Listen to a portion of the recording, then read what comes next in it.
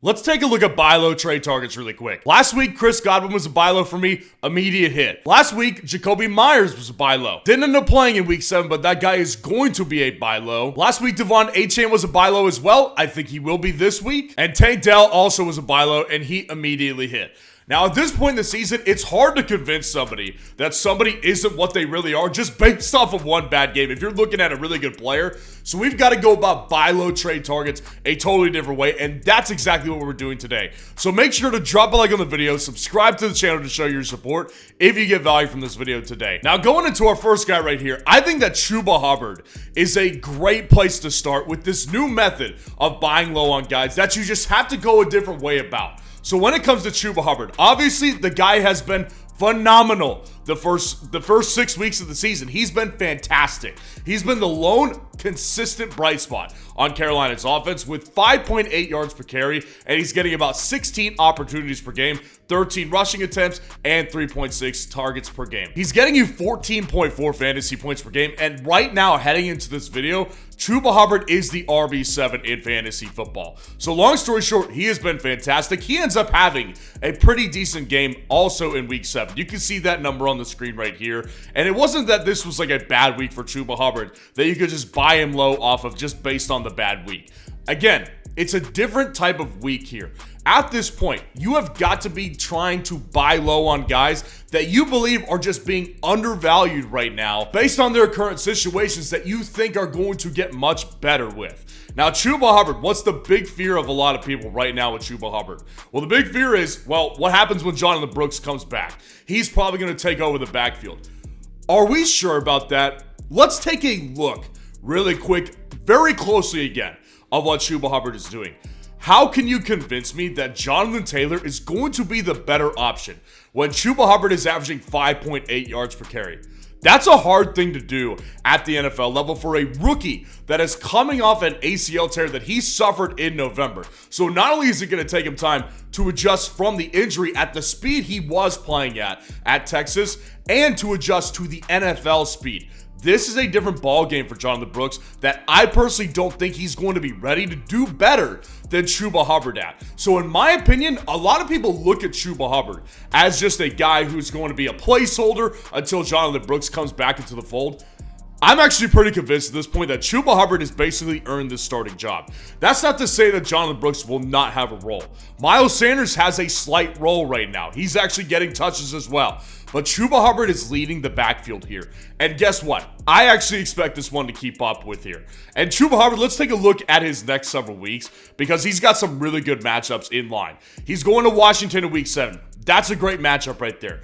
Denver in week 8 is a toss-up. J.K. Dobbins just did really well. New Orleans in week 9 is not the greatest, not the worst matchup that you can imagine. And the Giants here at week 10 before their bye week. So Chuba Hubbard, so he's got some really good matchups on the list. But again, Chuba Hubbard, you have to remember at this point, he's been a bust-proof player regardless of what the matchup was. Week 5 against Chicago, 16.5 fantasy points in a full PPR format. Atlanta, 14.3 this past week. Cincinnati, 22 fantasy points. The Raiders, 28 fantasy points.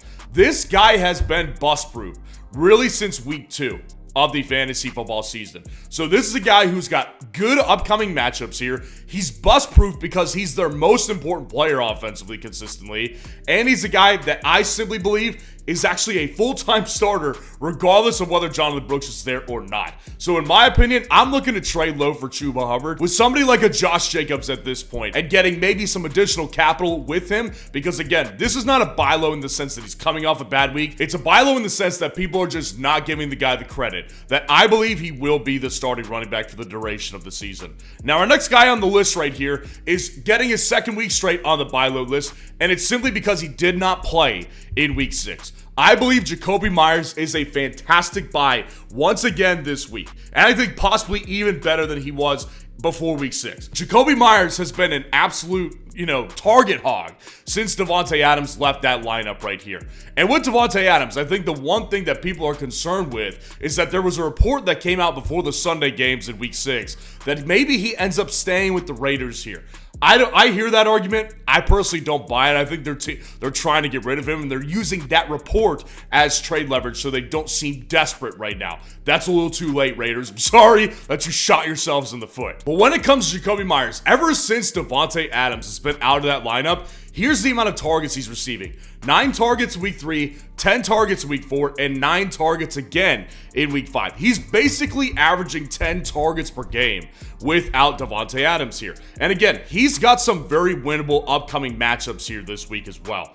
Los Angeles Rams coming off the bye in week 7. That defense is spread pretty weak against the receivers. Kansas City in week 8, not a terrible matchup, not the best matchup in the world, obviously. The Cincinnati Bengals right before the bye week, and then after the bye, the Miami Dolphins here. So with Jakobi Meyers, this is a guy who is going to get you a consistent 10 targets per game.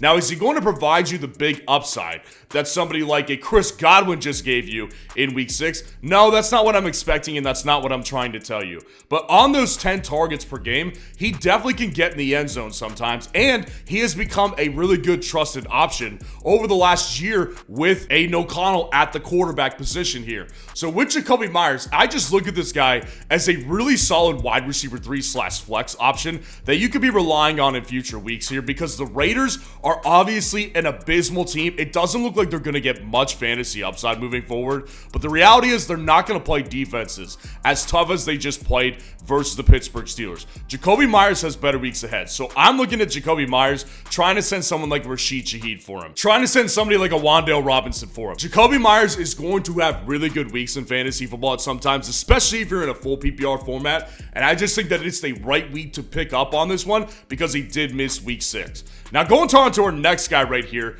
again, this is the perfect example of somebody you need to buy low based on what is coming for this player. Chase Brown is a great buy low in fantasy football at this time.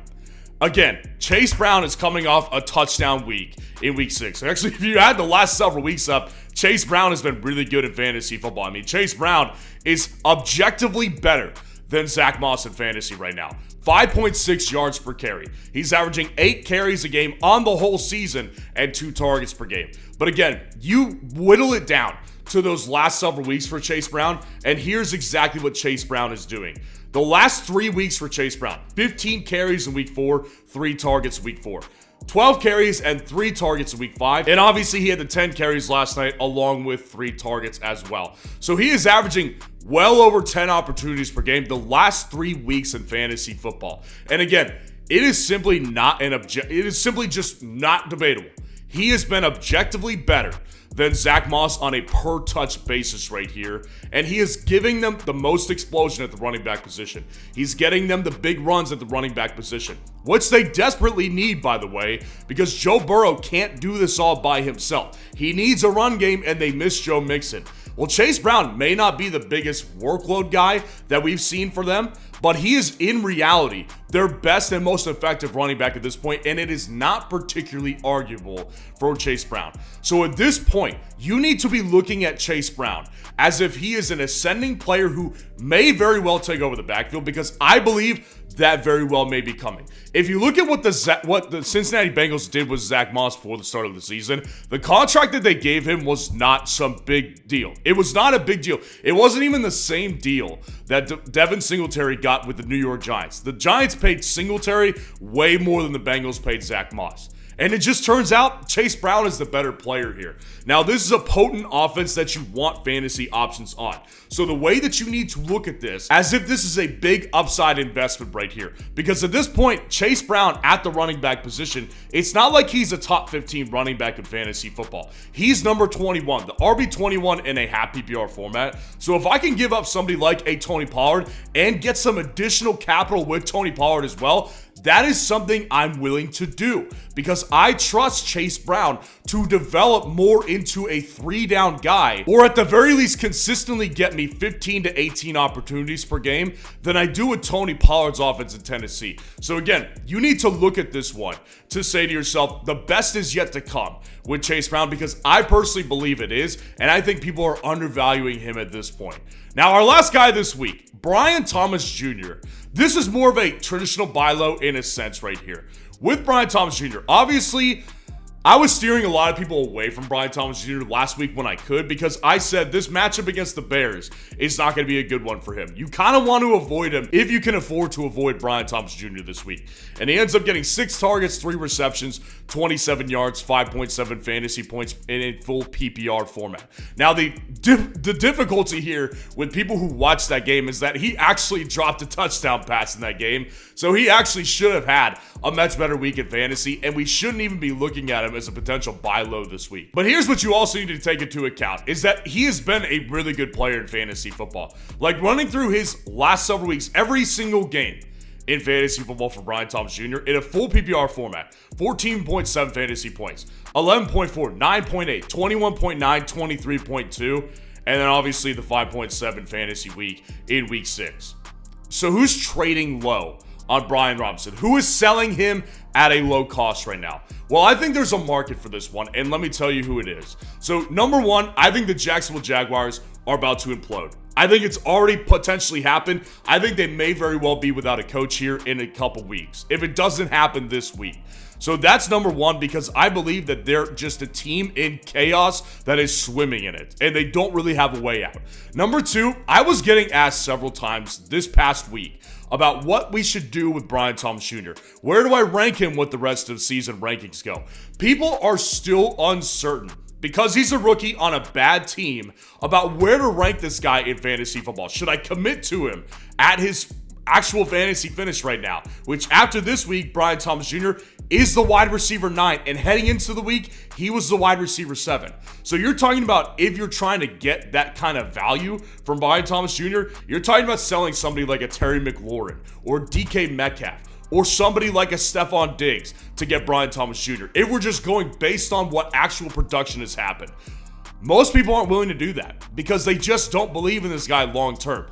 With Brian Thomas Jr., I think this week gives people more doubt than they already had. Again, it's that specific market. It's not going to be everyone. You need to check with your league's Brian Thomas manager and see what their thoughts are on it. Because Brian Thomas Jr., if I can get somebody like a Darnell Mooney and send him over for Brian Thomas Jr., or even someone potentially like a DK Metcalf and get another running back on top of Brian Thomas Jr., this is a move I'm making, because one thing is clear. He is number one target for Trevor Lawrence. Even though Evan Ingram is back, he will continue to be the number one target, and there's going to be much better weeks because most defenses do not have a secondary as good as the Chicago Bears. So let me know how your team did in Week 6 fantasy football, and if you want to see the full breakdown and the full recap on Week 6, click on this video right here.